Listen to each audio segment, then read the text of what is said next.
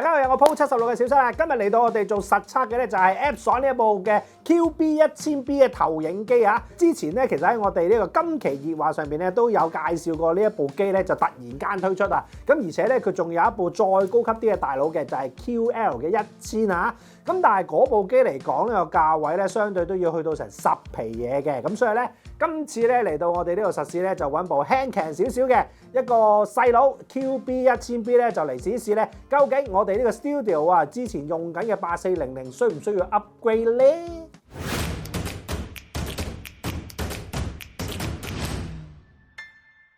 好啦，未同大家開箱實試之前，提下大家訂閱我哋 channel， 撳鐘仔撳全部，咁我哋有新嘅一個影片上架就即時通知到你啦。基本上咧見到有牌子啦，跟住有部 QB1000B 喺中間啦，跟住之後就型號喺度啦。咁有 4K 嘅 feature 啦 ，HDR 啦，亦都有埋呢個 ISF 認證嘅喎。跟住落去就有個 Deep Black 嘅一個字眼啊，咁跟住 HDMI 啦，雷射光源啊，跟住咧就 Epson 最耍家嘅 Free LCD 啦。好，咁啊盒面就係咁多，而家同大家開一開嚟望一望部機嘅真身先啊。咁啊機身咧就抽咗出嚟啦，咁啊見到啦，中間有個大鏡頭啦，左右有個散熱位啦，就同我哋之前部8400差唔幾，亦都同咧佢啱啱上一代嘅 LS12000咧就非常之相似啊。咁機嘅側邊咧就會有一啲嘅散熱嘅位置啦，咁機背咧所有嘅插口位咧就凹陷咗入去入邊嘅，咁咧就變咗咧插線嘅時候咧，其實就多咗個空間咧俾你咧留翻個轉彎位啦。跟住呢度就會有一啲嘅控制嘅位置啦，上下左右啊 Enter 啊之類嘅，咁啊跟住型號，咁機頂嘅位置咧就會見到有3粒燈啦，一個係 Status 嘅燈嚟嘅，一個咧就係雷射光源嘅顯示燈，一個就係 Temperature 啊，咁啊可能咧就過熱佢就會着燈啊。咁側邊咧就仲會有2個按鍵嘅，一個咧就係開關掣啦，另外一個咧就係呢一個輸入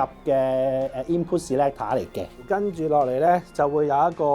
Epson 呢一部嘅 QB1000B 嘅遙控器啦。好，跟住咧就會有2條嘅電源線，一條就英式，一條就美式嘅。最後咧就會有埋一個背板啊，一個嘅背蓋啊。好啦，咁啊開箱嘅程序咧就去到嚟呢度啦。咁跟住落嚟先同大家分享下呢一部 Epson QB1000B 嘅技術規格，跟住翻嚟咧就同大家實試。而最尾嘅環節就當然係同我部8400做個 PK 啦。呢一部 Epson 嘅 QB1000B 咧就係一部 4K 嘅雷射投影機嚟㗎。咁就用上呢一個雷射光源啦，可以有2萬個小時壽命嘅喎，咁啊亦都係佢哋嘅 Free LCD 規格啦。咁解像度方面咧，有呢一個 Real 4K 嘅技術加持之後咧，最高可以支援到 4K 120個 frame per second 嘅噃。亮度方面咧，有3300個 ANSI 流明嘅。對比度咧就500萬比1，鏡頭嘅投射比咧就係1.35至到2.84啊，咁即係話頭100寸嘅畫面咧就只需要2.99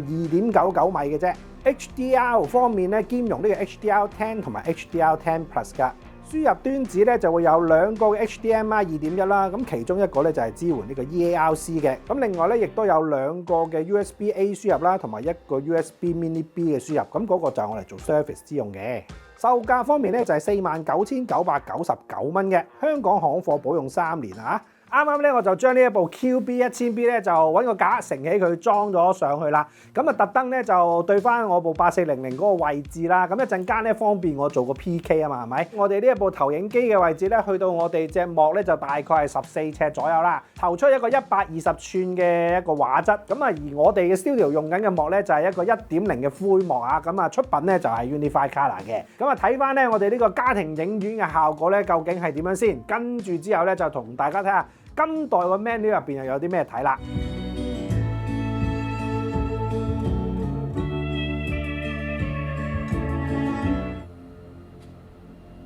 We don't have to end this with blood. Then leave.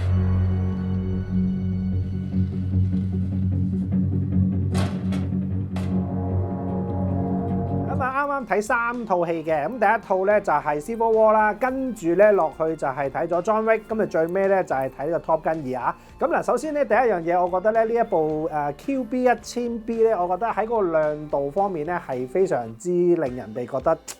真係幾犀利嘅，因為咧有好多畫面咧之前其實都知道係有噶啦，但係咧就冇咁清楚明顯，冇咁 highlight 嘅。譬如好似 Civil War 咧喺嗰個位置上面，我特登揾咗2段啦，一段比較靜態少少嘅，好似有2個嘅軍人，跟住之後咧就有一堆屍體喺架車度咧就瀡落嚟嗰一段嘅，咁會見到咧嗰架麥斗車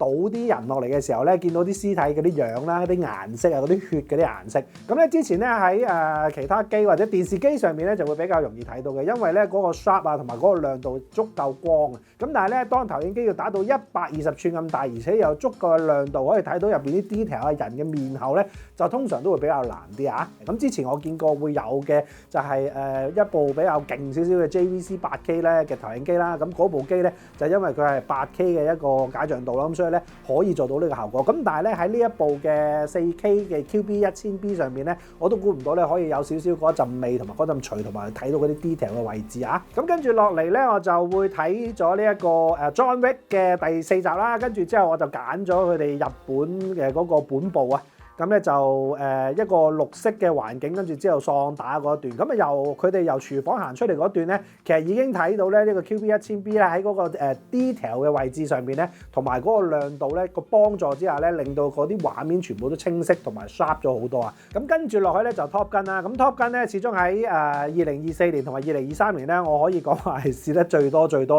一套電影，咁所以咧啲畫面真係好輕鬆就可以即係記憶猶新啊！咁之前咧其實我睇翻呢一個電單車車尾嘅位置咧，其實都可以咧出到一個好靚好乾淨嘅畫面嘅。咁但係而家咧 QB1000B 咧就唔純粹係乾淨咁簡單啦，直頭咧係有個立體感，係可以俾到你睇到嗰個物件嘅嗰種嘅凹凸嘅情況啊，同埋好似呢個畫面咁啦，你會見到咧喺嗰個招牌啦，同埋個貼紙上面咧嗰啲 texture 咧都係可以清晰見得到，而且最好一樣嘢咧就係唔需要太過落力去留意咧，你都可以睇到嗰啲 texture 嘅效果。咁呢個我覺得咧係幾難得啊！咁再加埋咧就係最尾有一段咧就係嗰個噴射機咧個引擎啊噴射嗰個火焰出嚟嘅時候咧，我就最中意留意嗰個窿入邊咧其實睇到啲乜嘢嘅。今次咧我都可以喺呢一個嘅 QB1000B 度咧可以睇到呢一個畫面入邊咧，佢除咗係有零件同埋有一啲嘅細節之外咧，入邊仲好似係有好多唔同嘅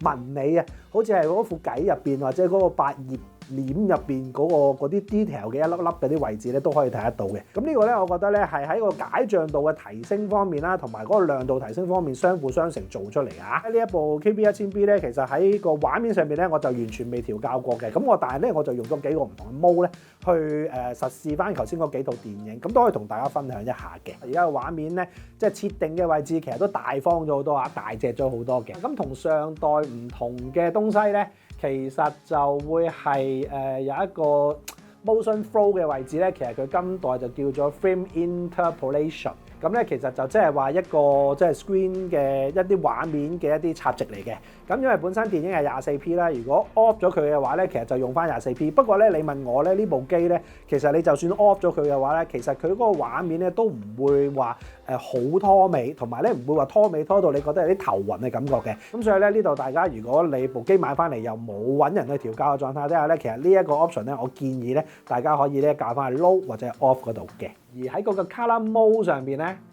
我覺得咧嗱，今代佢係少咗啲嘢嘅，因為以前就會有一個 Bright Cinema 啦，咁佢就冇咗啦，而家就係 Dynamic 啦、Vivid 啦、Cinema 啦同埋Neutral 咁樣樣嘅。咁但係咧，我發覺咧 Cinema 個 mode 咧雖然係可以 keep 得到嗰個色溫色域係非常之近電影嘅效果，但係咧，我覺得就少咗嗰種刺激嘅感覺。咁而呢部機咧，其實3300個 ANSI 嘅流明咧，其實喺嗰個亮度上邊咧都差唔多可以過成1000 nits 咁滯㗎啦。其實如果唔用盡佢，我覺得有少少嘥嘅。咁所以頭先咧我睇戲嘅時候咧，除咗試咗 Cinema Mode 咧，我發覺咧呢個 Vivid Mode 咧，其實喺嗰個畫面嘅色域上面咧，都同 Cinema Mode 幾相近。但係咧喺個亮度上面咧，佢就會去得盡啲，同埋咧會令到你嗰個畫面嘅閃閃亮嘅感覺，即係 HDR 嘅感覺咧，可以做得更加好嘅。再配搭翻咧呢一個 frame 嘅 interpolation 嘅 option。就 set 翻去 low 咧，其實已經可以得出一個幾唔錯嘅電影感嘅效果啊！咁另外咧就之前冇嘅功能咧，亦都有兩個嘅。第一個咧就係呢個啦，Dynamic Tone Mapping 啊！咁因為而家我哋玩 HDR 嘅 4K 碟啊，或者係一啲新嘅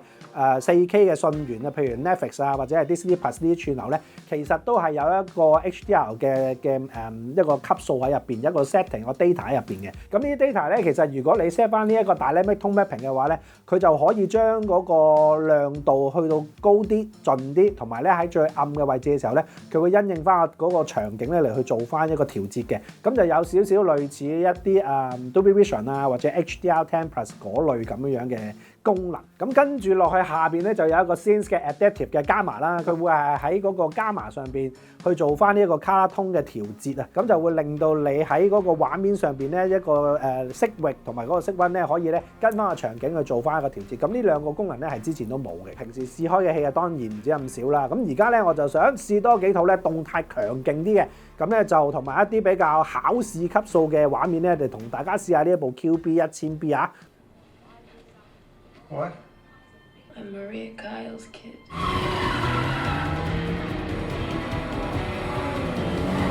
When I had braces,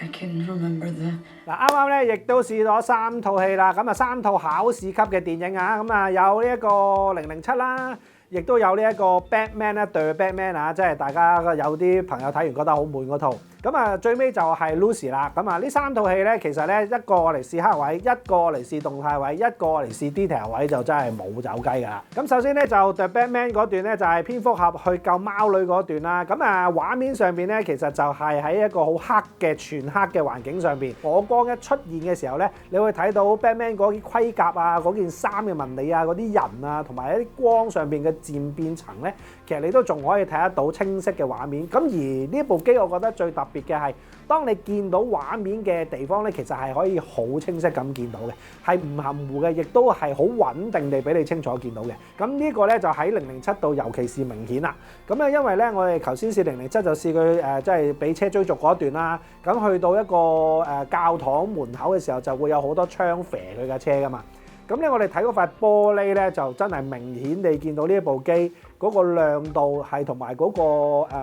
解像度啊，係如何提升到去一個咩 level？ 正常嚟講咧，以前我哋都會睇到個玻璃係有嗰啲子彈打過嘅痕跡啊，有啲霧啊，有啲打落去嘅時候，塊玻璃就爆，未爆之前咧就會有啲裂紋。咁以前咧我就好難會留意得到咧個玻璃嘅裂紋係有幾深，同埋咧嗰個裂紋嘅 texture 究竟係點嘅。咁但係咧喺呢一部機上面咧就可以好容易見到嗰塊玻璃嘅漸變層啊、嘅裂紋啊、裂紋嘅深度啊，我都可以睇得到啊！即係雖然唔係話可以睇到度到咁誇張，但係你會見到條紋係由深至淺咁樣樣去爆開嘅。咁跟住落去嗰個槍係咁同一個位置打嘅時候，佢咪灰色咗嘅，成塊玻璃薄灰色咗嘅。嗰個位置咧就可以睇到咧。嗰塊玻璃嘅層次咧，出邊同埋入邊嗰個畫面上面嘅分別，咁同埋咧個女主角咧個電話響嘅時候咧，佢攞個電話出嚟嘅時候有一個皮袋咁嘛，有個手袋咁嘛，皮嘅手袋，個皮嘅紋理咧，之前我係完全冇留意到嘅，咁但係喺呢一部 QB1000B 上面咧，係可以好容易就會睇得到佢係一個咩皮啦。呢個我覺得咧就係因為個亮度同埋嗰個解像度提升咗嘅關係，所以就算去到咁大個畫面咧，佢都可以俾到一個咁誇張、咁明顯、咁真實嘅一個畫質俾我嘅。Lucy 呢一段咧，其實個亮度真係非常之充足，本身套戲嘅亮度非常之充足。即係咧之前咧阿星哥有講到咧，就係話可以好容易睇到 Lucy 個嘴有4種唔同嘅紅色，跟住之後咧就面紋，跟住眼入邊咧亦都會見到一個手術燈咁樣。呢啲咧已經喺呢部機上面咧係完完全全輕鬆地可以即係呈現得到俾你嘅。咁而最誇張咧就係你見到嗰個頭髮啊！個頭髮嘅，因為佢喺嗰個光咧，就會有一盞燈喺佢個頭下邊打翻出嚟噶嘛。嗰啲頭髮絲嗰種嘅前後 layer 嗰種嘅立體感咧，呢個係好誇張、好誇張地喺呢一部 QB1000B 上面可以呈現到啊。咁啊，講到嚟呢度咁啊，大家都仲需唔需要睇8400嘅比較咧？我初初就諗係咪都唔使啦，因為我其實頭先一睇就已經知㗎啦。咁但係咧，我都覺得咧就反正兩部機喺度啦，咁啊亦都希望咧就 demo 埋俾大家睇咧，究竟兩部機喺睇同一個章節、同一個畫面上面究竟個分別有幾大，而且咧我會用翻同一個 mode 嚟去睇，咁等大家咧可以容易啲比對得到嘛。Space. Here.